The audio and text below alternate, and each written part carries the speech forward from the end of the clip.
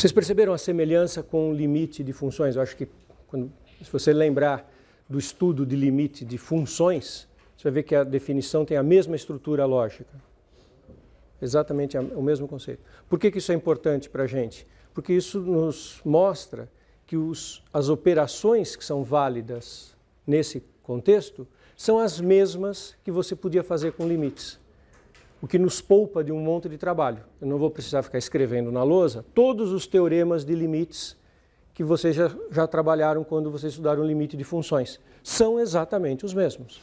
Que teoremas? O limite da soma é a soma dos limites. Limite do produto é o produto dos limites. Por que eu sei disso? Porque é a mesma estrutura de limite de função.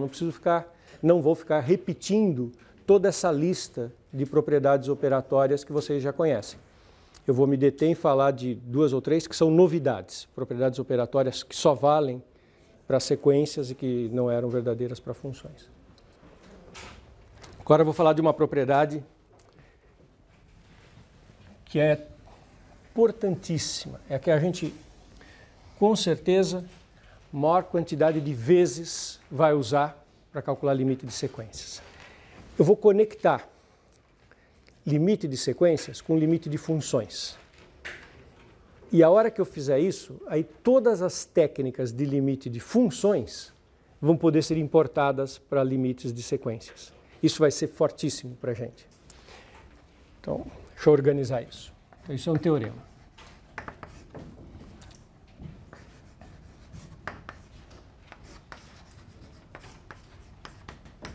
Então, seja N uma sequência e F uma função.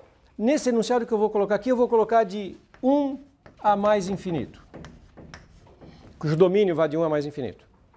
Podia ser de 0 a mais infinito, se eu quisesse começar a minha sequência com A0. Podia ser de 2 a mais infinito, se eu começasse a minha sequência com A2. O primeiro termo aqui é onde eu começo a minha sequência. Então, imagine que você tem uma função. Além de ter a sequência e ter a função, elas estão ligadas. E que o AN seja o valor da função no número n. Eu tenho uma f, uma função, que tem um determinado gráfico que faz alguma coisa. É uma função real. E o que eu estou dizendo é que a minha sequência de números está ligada a esta função pela seguinte estratégia. O A1 é o valor f calculado em 1. Esse é o A1. É o f de 1. E aí eu olho para o natural seguinte, 2. Quanto que vale a função no 2? Vale f de 2. E que é o meu A2. E isso se propaga para todos os valores naturais. Esse é o A3, A4, A5 e assim vai, ok? Mas eu não terminei de enunciar o teorema. Agora eu vou terminar. Imagine esse o contexto. Imagine que agora eu coloque a seguinte hipótese. Limite para x tendendo a infinito de f de x é L. Nem sempre acontece isso, mas às vezes uma função real, definida no intervalo que vai para infinito, muitas vezes ela tem um limite quando o x tende a infinito. Imagine que a minha função tenha um limite. Adivinha qual vai ser a conclusão agora? Ela vai carregar a sequência com ela. O limite da sequência é igual ao limite da função. Se o limite da função é L, isso implica que o limite de AN também é L. Imagine então que a minha função tem um comportamento limite. Quando o x tende para infinito, que ela tende para algum lugar. O que vai acontecer com esses termos da sequência, que são os ANs, que estão sendo calculados como f de ANs? Eles vão ter que tender para o mesmo lugar que a f tem. É natural esse teorema, não?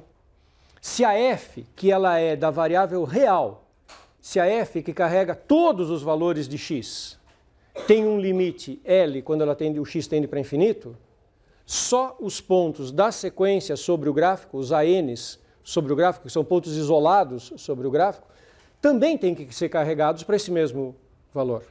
Se a f carrega todos os valores reais de x para aquele limite no infinito, ela vai carregar também os termos da sequência. Estamos ok? Entenderam esse teorema? Ele é fortíssimo. Por quê? Porque ele é um único resultado e ele te permite o seguinte: você coloque todas as técnicas de cálculo de funções a serviço do cálculo de limite de sequências. Toda vez que você conseguir enxergar que uma sequência se expressa através de uma f, você pode usar as técnicas de limite de funções para calcular o limite da sequência. Exemplo.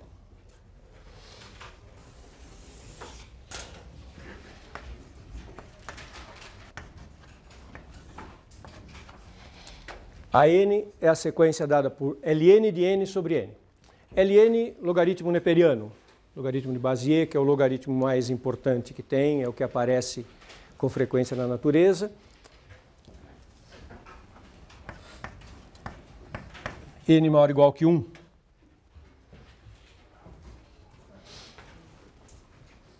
Ok? Essa sequência tem um limite. Eu consigo calcular. Ela é convergente, eu consigo calcular o limite. Se eu olhar só para o ln de n sobre n, eu posso ter dúvidas. Porque quando n vai para infinito, ln de n vai para infinito, logaritmo de números cada vez maiores vão ficando cada vez maiores, e o n vai para infinito também. Então eu tenho uma divisão, tenho um quociente, em que os dois termos estão indo para infinito. Ok? E eu gostaria de saber o que acontece no limite. Mas nós sabemos responder essa pergunta quando nós transformamos isso em variável contínua e pensamos na função ln de x sobre x. Observe, esta sequência pensa na função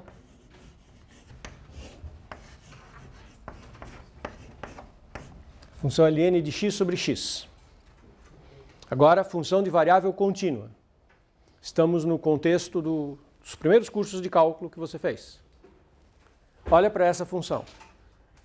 Ora, esta sequência, a n, é igual a f calculado em n. É essa a hipótese deste teorema anterior. Que a minha sequência coincida com uma função de variável contínua calculada sobre os naturais n. Correto? Se eu souber calcular o limite desta função quando x tende para infinito, automaticamente eu calculei o limite da sequência. É isso que eu quis dizer quando eu disse há 5 minutos que eu transportei o problema de calcular limite de sequências para cálculo de limite de funções, autorizando então agora que você use todos os recursos de limite de funções que você já aprendeu nos cursos anteriores de cálculo. A pergunta agora fica: limite para x tendendo a infinito de ln de x sobre x.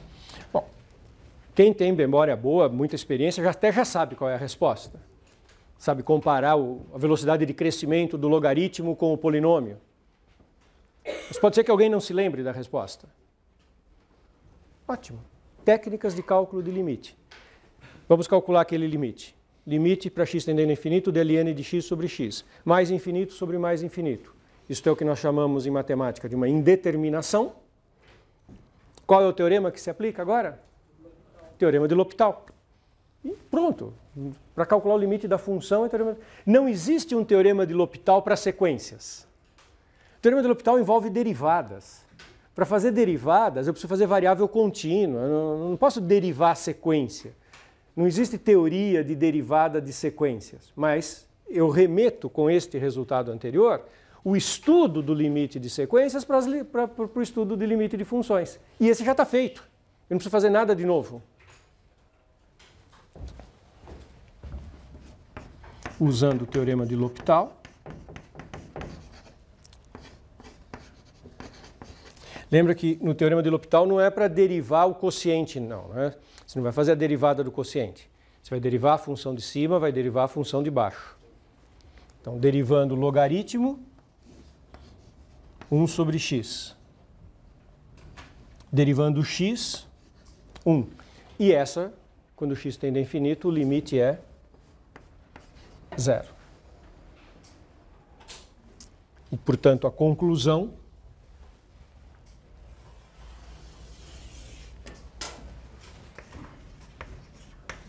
é que essa sequência converge a 0.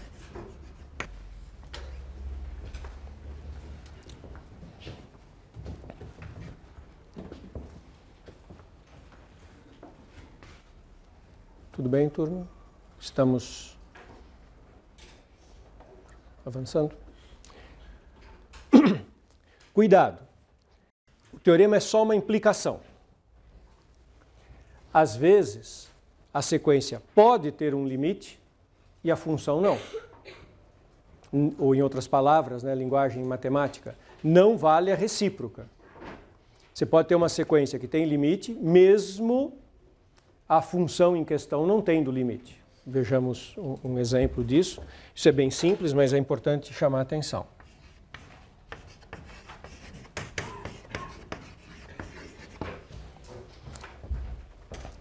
Imagine uma função que não tenha limite. Exemplo padrão de função que não tem limite quando x tende a infinito. As trigonométricas. Trigonométricas são bons exemplos, né? Porque elas oscilam. Então, vamos pegar alguns exemplos com a função seno. Esse aqui é outro exemplo.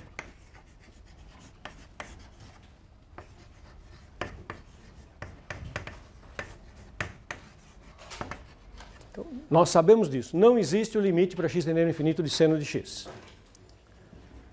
Agora, se você montar uma sequência usando a função seno, pode ser que tenha limite ou não.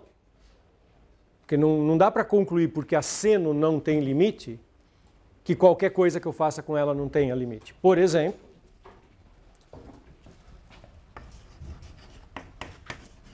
seno de nπ.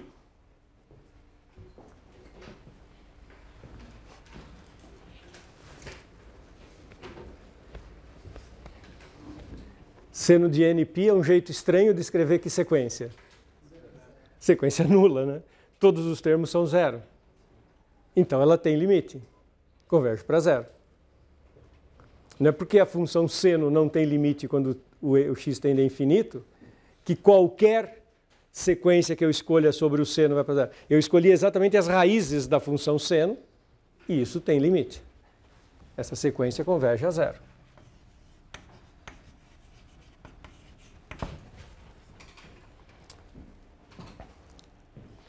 Existem sequências definidas em cima do gráfico da seno que não tem limite. Aí, depende. Eu acabei de escrever uma alguns minutos atrás.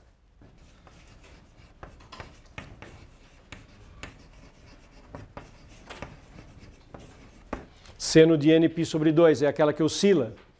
0, 1, 0, menos 1, 0, 1, 0, menos 1. Essa não é convergente. Então, fique bem claro. Como o seno não tem limite, quando o x tende para infinito, eu não posso usar para concluir que a sequência terá limite. Mas não é proibido que ela tenha. Aí fica, cada caso é um caso que tem que ser analisado sem usar a função seno. Oi? Essa última B do seno nπ por 2, ela é divergente, apesar de ser limitada? Sim. A palavra divergente é usada em que contextos, né? Se a coisa vai para mais infinito, para menos infinito ou se ela oscila. Em qualquer caso é divergente. Às vezes é difícil argumentar que uma sequência não converge. Por exemplo, seno de n. Seno de 1, de 2, de 3, de 4, de 5, de 6. O que será que acontece com essa sequência? Essa sequência não é convergente. Ela é divergente. Lembrete, esse 1, 2, 3 que eu estou pondo aqui é grau ou radiano? Radiano. Não existe grau, né? Vocês conhecem? Não existe grau. Grau só para ensinar geometria para criança no colégio. Matemática adulta é feita em radianos. Não tem... E tudo tem a ver com o limite fundamental seno de x sobre x. Parênteses. Radianos é o único sistema de medida de ângulos em que o limite fundamental seno de x sobre x é igual a 1. Qualquer outra maneira de medir ângulos, esse limite não é 1. E aí a derivada do seno não é mais o cosseno, porque esse limite aparece no cálculo da derivada do seno. O radiano foi criado no Renascimento, na época do Newton, para fazer cálculo. O grau tinha sido criado na civilização babilônica, sem ter nada a ver com cálculo. Fecha o parênteses. Seno de n não converge e é muito difícil de perceber. Quando você pensa na sequência, os arcos medidos pelos números naturais, na circunferência trigonométrica, eles se colocam de maneira não muito regular. Então é difícil de dizer um argumento matemático do porquê que isso não funciona. Mas fazer o limite da função já não serve para argumentar isso? É exatamente isso que nós estamos discutindo. Ótima intervenção. Não sei se todo mundo ouviu a intervenção. Mas espera aí, mas você não pode usar o limite da função para dizer isso? Não, porque o fato de não existir o limite do seno não impediu que essa sequência convergisse. Impediu? Mas aquela função é diferente da função da sequência. Opa! Tá, você está querendo refinar um pouquinho mais, tudo bem. A sua pergunta é pertinente, mas vamos refinar. Ótimo. Muito boa observação. Se eu entendi, você está chamando a atenção para o seguinte fato. Uma coisa é a função seno de x, outra coisa é a função seno de nx. Ou seria πx. Nenhuma das duas tem limite. Não existe limite para n tendendo a infinito de seno de x. Não existe limite para n tendendo a infinito de seno de πx. Nenhuma das duas tem limite. Agora eu pego cada uma delas e construo uma sequência colocando no lugar do x o n.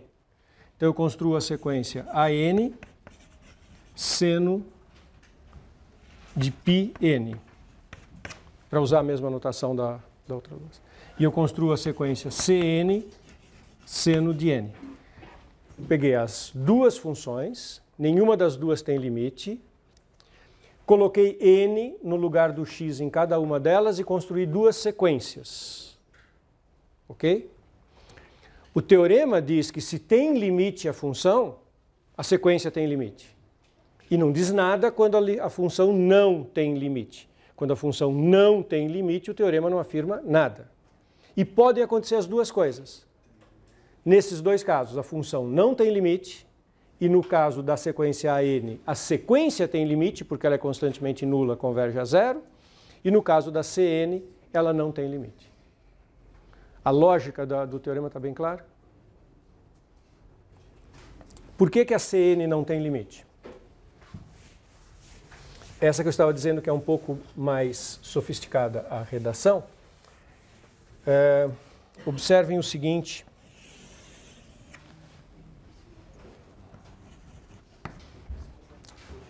Pensa no ângulo π sobre 3 e 2π sobre 3 na circunferência. Pensa no ângulo 4π sobre 3 e 5π sobre 3. De π sobre 3 a 2π sobre 3, o arco tem comprimento π sobre 3. E de 4π sobre 3 a 5π sobre 3, o arco tem comprimento π sobre 3. π sobre 3 é maior do que 1, porque π é maior do que 3. Então, quando eu pegar a sequência dos inteiros, 1, 2, 3, 4, 5, 6, 7, e mandar isso para infinito, eu sempre vou ter números inteiros arbitrariamente grandes que caem aqui. Porque os inteiros não conseguem estar antes do π sobre 3 um deles e o seguinte depois do π sobre 3. Porque esse intervalo é maior do que 1.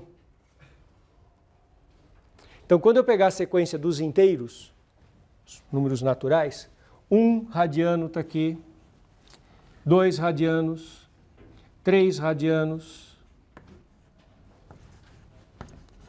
4 radianos, 5 radianos, 6 radianos, e vou avançando com os inteiros radianos, vai ter um que vai cair de novo aqui junto com o 2 nesse intervalo π sobre 3 e 2π sobre 3. E eu continuo, aí vai ter outro aqui. E eu continuo, vai ter que ter alguém aqui de novo. Em outras palavras, eu tenho, ouça bem essa frase, eu tenho uma subsequência indo para infinito de naturais em que o seno vai ser maior que raiz de 3 sobre 2, porque os arcos vão sempre cair naquele pedacinho superior. E eu vou ter uma outra subsequência, indo para infinito, em que o seno vai ser menor que menos raiz de 3 sobre 2, porque eles vão cair aqui, porque aqui também é maior do que 1. Então, cada vez que eu pego janelinhas de tamanho maior do que 1 na circunferência, vai ter que ter sempre infinitos inteiros caindo nessa janelinha. E o seno vai ficar circunscrito naquele pedaço. Isso é muito sutil, esse argumento, não é um argumento simples, mas que ele pode ser resumido na seguinte frase. Existem subsequências NI tendendo a infinito com NI maior que π sobre 3 mais 2kπ, menor que 2π sobre 3 mais 2kπ.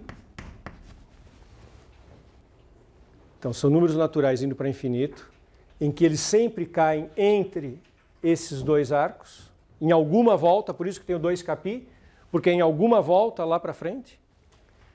E, portanto, 3 pontinhos fazendo um triângulo significa portanto. E, portanto, seno de NI maior que raiz de 3 sobre 2.